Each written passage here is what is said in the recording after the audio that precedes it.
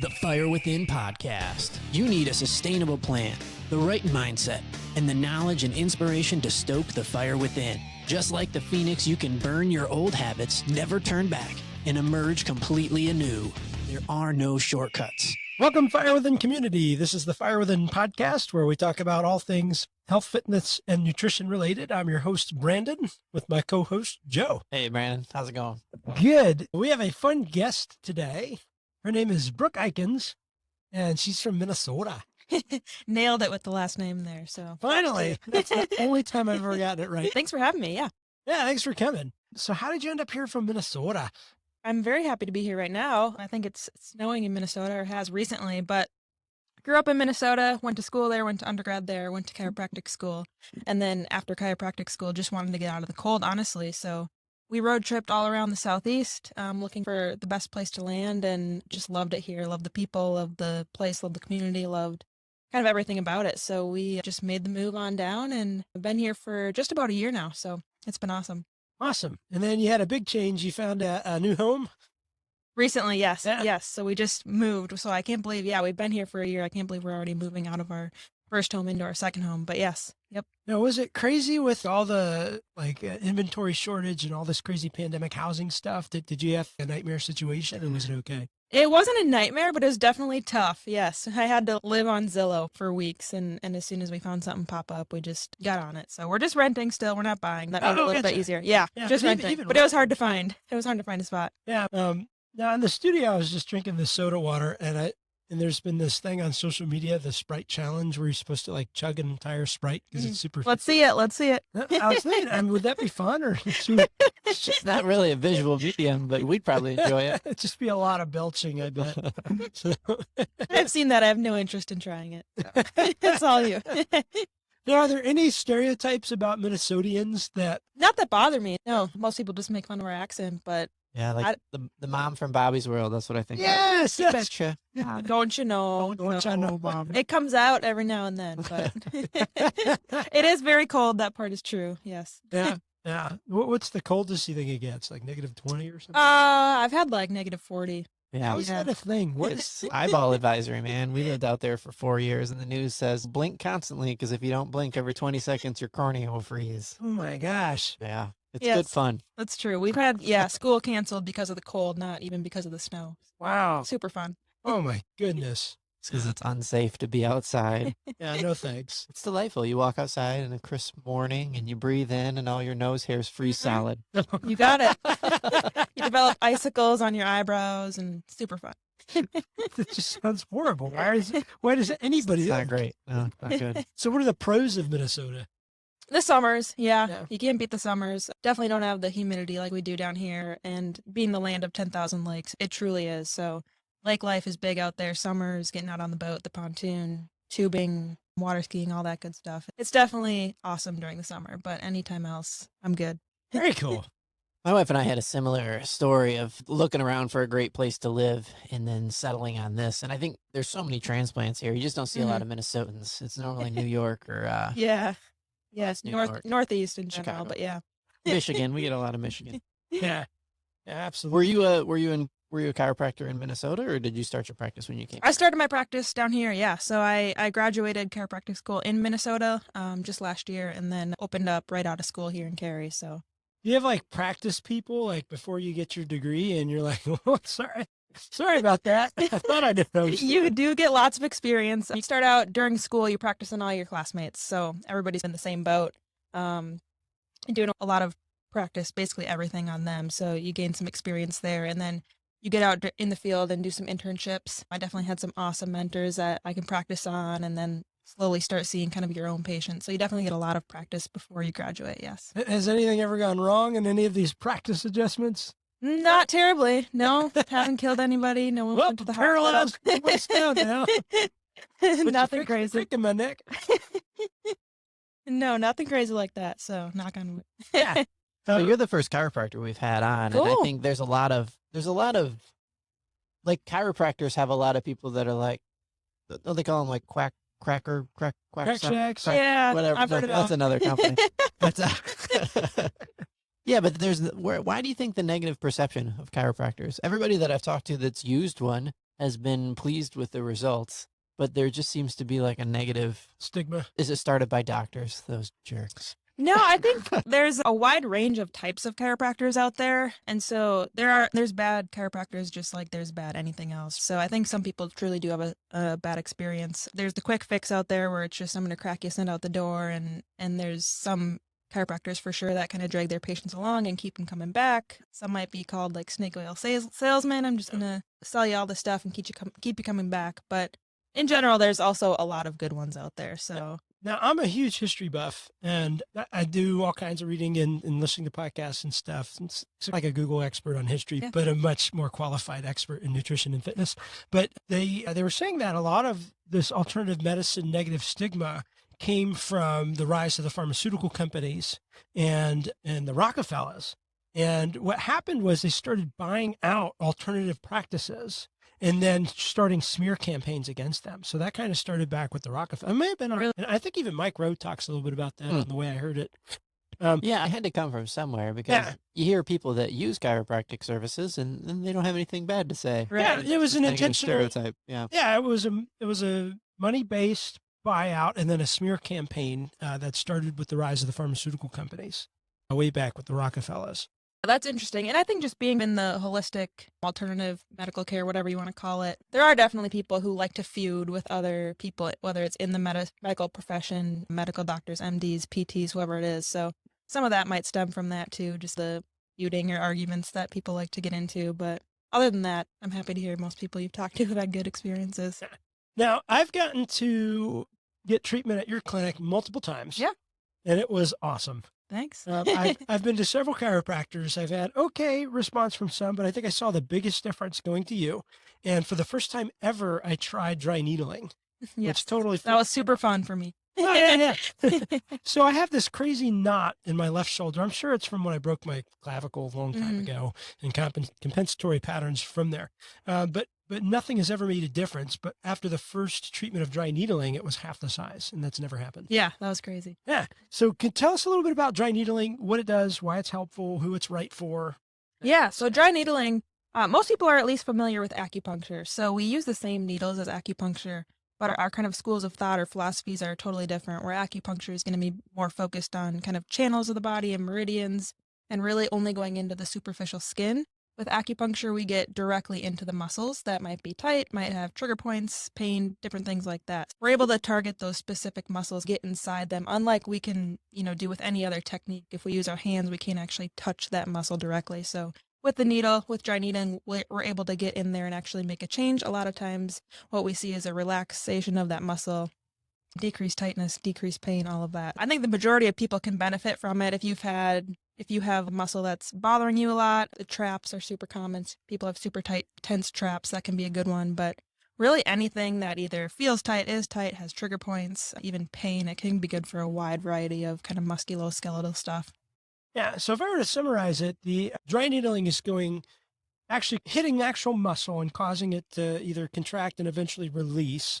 Yep. And acupuncture is just trying to stimulate the nervous system. Nailed it. Yeah, pretty much. And we can stimulate the nervous system too. So stimulating some of the receptors in that muscle can send a signal to the brain to get that muscle to relax. So in that aspect, yeah, we can both touch on the nervous system, but in general, yep. So this isn't probably for like soreness after a workout or anything. How do you identify that, I could benefit from dry needling? What does that feel like? Definitely like doing an assessment and a combination of kind of the patient's history, what they tell me, what's bothering them. And then I'll also assess the body as a whole, but as well as like local parts and local muscles. A combination of what the patient tells me and what I'm feeling with my hands and going through different motions, I can kind of hone in on what muscle might need some work, what muscle's tight and is limiting certain movements, motions like that. Is it painful? Did it hurt? No, it didn't hurt. It's a funny sensation when the muscle spasms. I thought it would feel like if like a stingray's flap just smacked you. That's kind of what it felt like when the muscle spasm. But no, it wasn't painful. And then one of the assessments used for me was mobility assessments. You saw I was super restricted on the left side. Yep. And if it's more of a chronic thing, I guess, you go, hey, this isn't just soreness. Maybe this is something. We could try another method.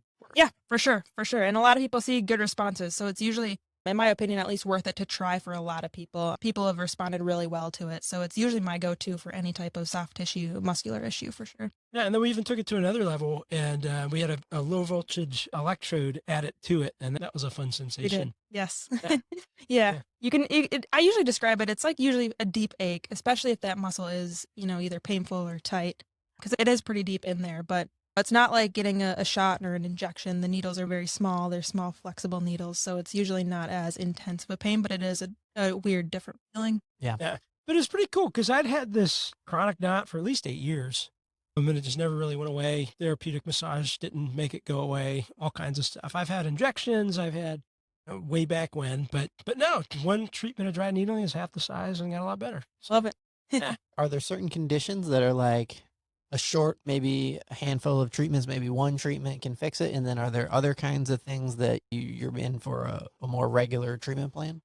Yeah, so it totally depends, and it definitely is a spectrum like that. I usually tell people within anywhere from 2 to 4 kind of dry needling sessions, we should be seeing some type of change in that muscle, whether that's tightness, tenderness, pain, anything like that. That being said, some people, either with their job or with their activities or workouts, they like to come in just like once a month. It just helps them feel good. So yeah, there isn't a specific condition, but there's definitely a range of treatments and different things it can help with. So I've only been to a chiropractor once, and I just got an adjustment. It was like a first assessment. It was quick. I was in there and cracked, and I felt better and all that kind of stuff. So what's the whole purpose behind an adjustment when it comes to the kind that I got? Was I got on the table, he put me in different positions, and then breathe out. There's a series of cracks kind of stuff. Like what I know that when I crack my knuckles, because I looked it up once, it's like releasing synovial fluid or something. Like what's the purpose behind an adjustment where you're cracking somebody? Yeah, so you got it. So basically, yeah, if you crack your knuckle, you're going to hear that same sound. And what that is basically an air bubble being released from that joint, that synovial fluid. So that's all the sound is. However, it is a little bit different when we're adjusting the spine. An adjustment, manipulation, mobilization, they go hand in hand for me. I use those words interchangeably. But what we really assess for is just motion and mobility through the spine as a whole, but also through the specific segments. 5 segments of the low back, 12 of the kind of middle back, and 7 of the neck or cervical spine. So as chiropractors, we assess kind of segment by segment. If something's stuck or restricted, that's an indication like, hey, that area could use an adjustment. So that's what that's doing. It's just applying motion to an area that's stuck or restricted. How long does it take? I know my knuckles can crack again in 15 minutes. Like how long does it take for the air pockets to build back in? Yeah, same deal. I wouldn't adjust somebody every 20 minutes, but it is the same deal where that air bubble takes a little bit of time to reset. But however, the adjustment's going to last longer and it's going to do more than just cracking your knuckles. Now, this might be a good time to mention one of the things I think that sets you apart. I've been to a lot of quote unquote crack shacks where it's just the adjustment mill. You have to say something else because Crack Shack is an actual place. Oh, I forgot. And they may be great. I've never experienced them. I forgot that's an actual name of a company. It's okay. So, Crack Shack, if you're listening, this is nothing to do with you guys. But I've been to places where it's like a mill and they just run you through. And there's not a lot of emphasis on keeping the adjustment in place. And what I thought was so cool about your practice is the first thing I saw when I walked in there were tons of bands, weights, dumbbells, because you're really interested in adjusting the musculoskeletal system that keeps them from needing another adjustment over time. Yeah, for sure. So something like that where it's maybe a shorter visit, all you're getting is the adjustment. That can be super great and super effective. I just like to dig a little bit deeper and address kind of different problems. I tend to see my patients maybe less frequently, but for a longer duration of time per visit. Adjusting the joints and adjusting the spine is great. I just like to adjust a little bit more. So I'll always look at kind of the muscles and address those with whatever soft tissue work we want to do. But then also just look at strength, mobility, stability, see what's lacking, and see what really caused the problem in the first place, right?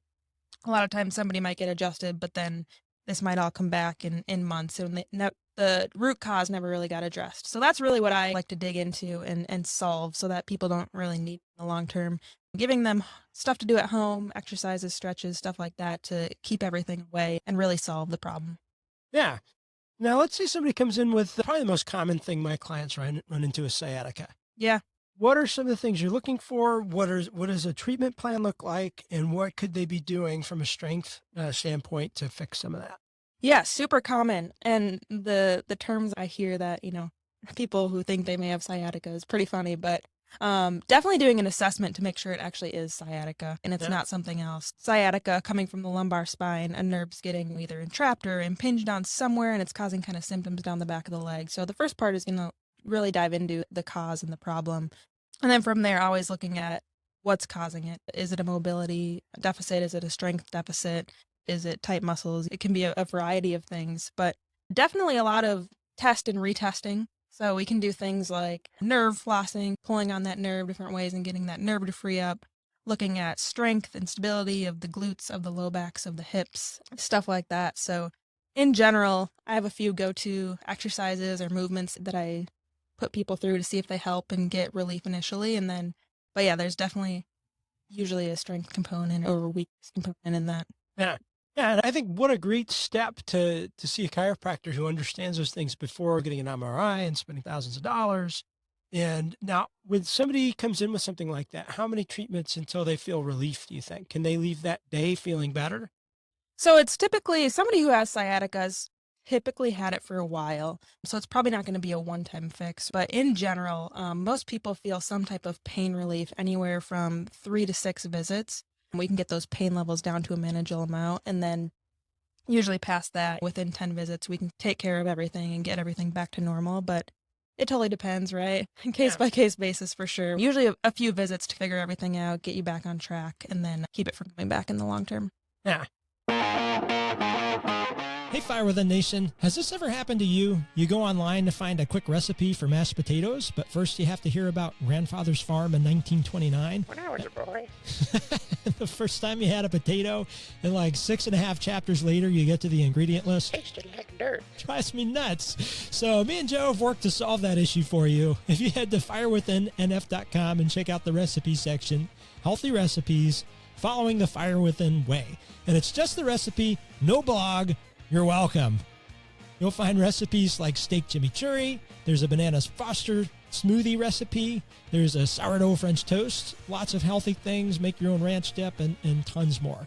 So head to firewithinnf.com, check out the recipe section, and enjoy. The views and opinions expressed on this show are not meant to be used as medical advice. Consult your doctor before implementing any health or exercise changes. The Fire Within encourages you to do your own research and aims to spark interest and motivation to a healthier lifestyle. What are the most common reasons people come to visit you? Ooh, a lot of CrossFit. Yeah. No, a lot of neck pain and headaches. A lot of people working from home or who work from a desk all day are doing a lot of sitting. I see a lot of neck That's what I pain, thought you upper were back gonna pain. say. Yeah, that's You just sit around all day staring at a screen. that's definitely the most common. I bet a lot of people just feel like they're just sore all the time and they Mhm. never think to go to a chiropractor. My Yeah. wife put up with it. She sits in front of her computer and works like many Americans, and it doesn't take enough breaks like many Americans. And she had just back pain all the time, and it got bad enough that she was like, I got to do something. And she was like, we're Midwestern, and I think the chiropractor thing is worse in the Midwest. Maybe that's closer to Rockefeller. I don't know. But she was like, all right, well, I got to do something. So she goes and she sees the person. The first time she was skeptical. Time goes on, a couple weeks go by, and she's like, I'm fixed. I feel great. Yeah. And then now her back hurts again because she stopped going to the chiropractor. I'm like, well, you stopped going to the chiropractor. I don't know how it works. Like, is that why? Like, Yeah, so yeah, the neck and upper back thing, it's unfortunate, but a lot of people just live with pain and accept, oh, I guess this is just how it is. So that's one of my favorite things is teaching people and helping people get better and feel really good so that they don't have to feel like that every day when they're at work. And yeah, as far as going back to the chiropractor, a lot of times what happens is maybe the exercises or stretches or different things they're supposed to be doing at home, they feel good, so they're not doing those things. And then not checking in as well and addressing all those things as well can make it come back. But a lot of people feel really good when they come in once a month just to keep everything in line. So that's usually what I recommend for those type of people. But again, it just depends.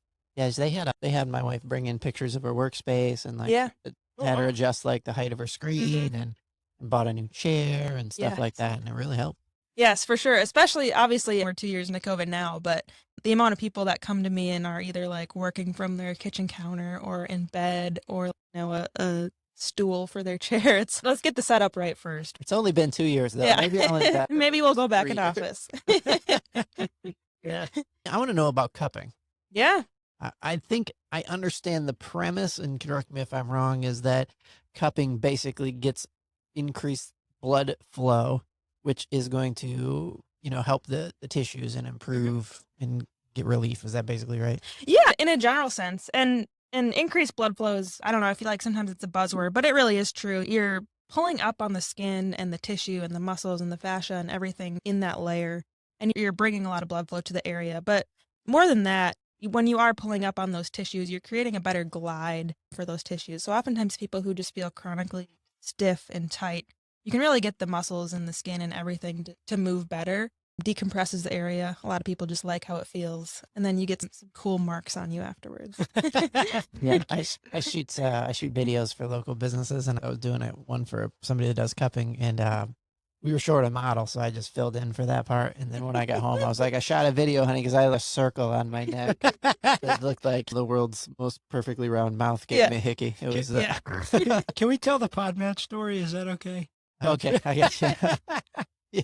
Yeah. So we use this subscription service called Podmatch For guests on the show. Yeah, it helps Brandon get booked, and then it helps us book guests. And Brandon uses it, and I use it for some other clients as well. Okay. And the charge shows up on my Visa card. I got my business card or whatever for the first time, and my wife calls, and she's like, "Hey," she's acting a little awkward. She's like, "I'm just gonna ask, like, did you get a subscription to Match.com?" And I was like, "No." And I was like, "What does it say?" And she said, "Oh, it says Pod Match." Oh, that is funny. Yeah, I do have to warn people. I'm like, you will have marks from this. So if your partner or somebody asks, I didn't beat you up. This is very normal. They're not bruises, like in the general sense that we would think of. They're not like painful to touch, but it definitely, with that increased blood flow, leaves a mark. Do you have the kind of cups that you put on? Do you put like flame in them? And then I do not do the fire cupping. No, I'm not playing with fire. I use the general vacuum or suction cups. Yeah. Now, if I had a pet octopus, could it just wrap its skin? Now, what's the difference between the effect you get from cupping and something like Graston or scraping techniques? So they're all soft tissue techniques that really address the muscle. So it honestly just depends on the person and a combination of what they prefer and what they respond to, because they're all doing very similar stuff. In my opinion, Graston or the scraping is a little bit more intense. So you really need to get in there and break through some stuff. Like that might be my go-to, but I'd probably start with something like cupping or even dry needling to start a little bit lighter and see if we can get a response. There's another service that you have listed on your website. It's motioncarolina.com. Yeah, you got services. There's you have taping, and I've always wondered what this is for. I think I saw it the first time. Like I first saw cupping when Phelps swam, and he was like covered with those welts, and then everybody in America was like, "Oh, what the heck is that? What's wrong with him? Is he okay? Oh, it's cupping." Okay. The first time I really saw people using taping, I think, was also during the Olympics. The volleyball players always had themselves taped up, and I don't have any idea what that does. It just seems like it's like duct tape, decorative duct tape. It's like back. It's like I thought at first. I really thought they were covering tattoos. I thought like the Olympic Committee was like, no tattoos. Yeah, but I guess it has. What is the medical purpose of taping? Yeah, so to be honest, like before I really got into this and knew anything, I thought it was BS. I was like, what is that doing? I had no idea. I was like, I think it's in people's heads, but it's not. It's definitely not my go-to. But for some people, it's the right thing and it's what they need. But in a general sense, you're taping an area that's maybe hypersensitive, maybe painful. So you're really putting that joint in a position, applying that piece of tape. It has just feedback to the nervous system. So it's almost a reminder to the body to move a certain way, to move the right way. And that's, in a general sense, that's really all it's doing. It's nothing crazy, but more of anything, it's just a reminder of kind of how to move and training that nervous system. Now, if I remember right, the tape will pull the fascia in a specific direction. So you have to do it right. Depends who you ask and what system you use. In a broad sense, if you're just going to tape in any direction will help, but there is definitely a way to tape that will help more. Okay. Now, I've never had it done to me, but I know when my mom had all kinds of issues with her hip and sciatica and stuff like that, she eventually had hip surgery, but for pain management until it got there, the taping really helped. Chiropractic care absolutely helped and saved her quality of life for years until she was able to get the surgery. But I know it made a big difference for her. Yeah, and it's all about finding the right combination for the patients, right? There's a lot of different techniques we use, and there's a lot of factors that come into play. So it's just finding what works for you. So one of the things I wanted to ask you is, what made you get into chiropractic? Is that a word, chiropractic? It is not, but I think you just made it one. All right, it's a word now. I've heard that word. We both heard that made up word. Dictionary chiropractic. Growing up, I never went to one. Even through undergrad, I didn't know what one did. I was clueless, but I went to undergrad for exercise science, and I knew I wanted to end up in the health and wellness field, I guess you could call it eventually. I ended up meeting a chiropractor who was like, hey, you should actually look into working for one. I think you'd really like what they do. And so I just got a job working for an awesome practice. And they had a lot of chiropractors, physical therapists, massage therapists in-house. And I worked as a chiropractic assistant for 9+ months, and I just loved what they did. I saw them get so many people out of pain, so many people better. And I just loved that patients were excited to come to their visits. They weren't dreading it. It was just an awesome environment. So right then and there, I applied to chiropractic school, and the rest is history. Yeah. I've experienced that with my clients too. They're like, I can't wait for my chiropractic appointment. For sure. It's awesome. Yeah, big time. It feels a lot different than a doctor's appointment. I Yeah. can't wait to go sit there for 45 minutes. Right. Yeah. And wait to get called on. Yes, for sure. So you could talk to me for 30 seconds and prescribe some naproxen. That's not always nice. But no, I've also had some good orthopedic experiences. Now, if somebody's looking to make a healthy change, whether it's chiropractic related, just in general, what are the top things you would tell them? Yeah, it's a great question. Where do I go with this? So the first piece of advice before even any specifics would be to really focus on the long term and to start slow, right? A lot of people want to make a quick fix, a quick change, but it's really about the long term and creating sustainable habits that are going to be manageable long term instead of making a ton of changes that's going to go out the window in a month. So I always tell people to start small.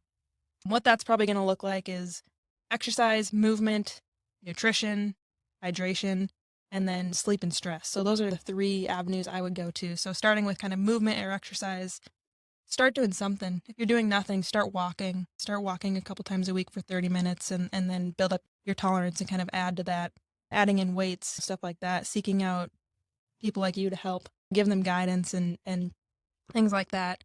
As far as nutrition and water, same thing, start small. So if you're drinking a ton of pop and you should cut it out, you don't need to cut cold turkey, but maybe start adding in water or add in some vegetables, things like that. So small changes that are going to be sustainable. And then That's a Midwest thing, just as another Midwester. pop. Pop.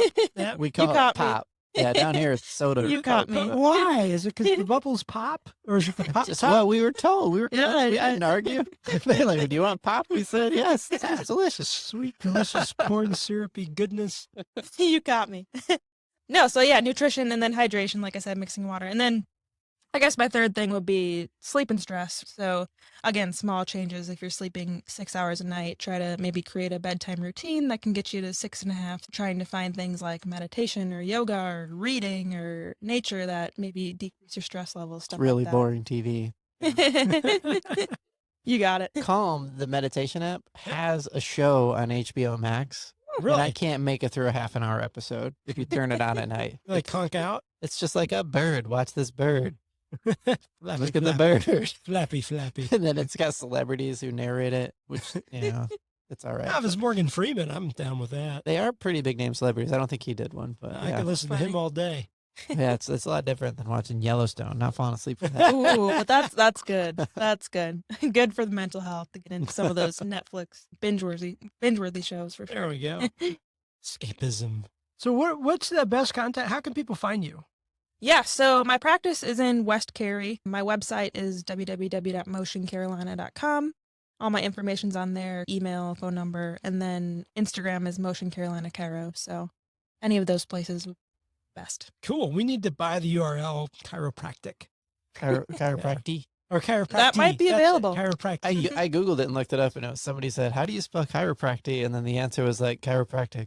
Very like snarky Google snippet, Yeah. like not a word. Cool. You don't. I give my strongest endorsement if you're looking for chiropractic care and you're in the area. Definitely check out Motion Carolina with Brooke. I have nothing but good things to say. I really appreciate the dedication to fixing the problem. And your model isn't by keeping them looped in. It's by fixing them and getting a referral, which I think is the right way to do things. That's the goal. Yeah. Thank you. Absolutely. Thanks for tuning in today. I hope you got a lot of value out of today's episode. If you did, go check us out at firewithinnf.com and sign up for Refuel, a weekly email with recipes, videos, and tips to stoke the fire within. Also, you can join the Fire Within community by being added to our Facebook group, and don't forget to follow us on social media.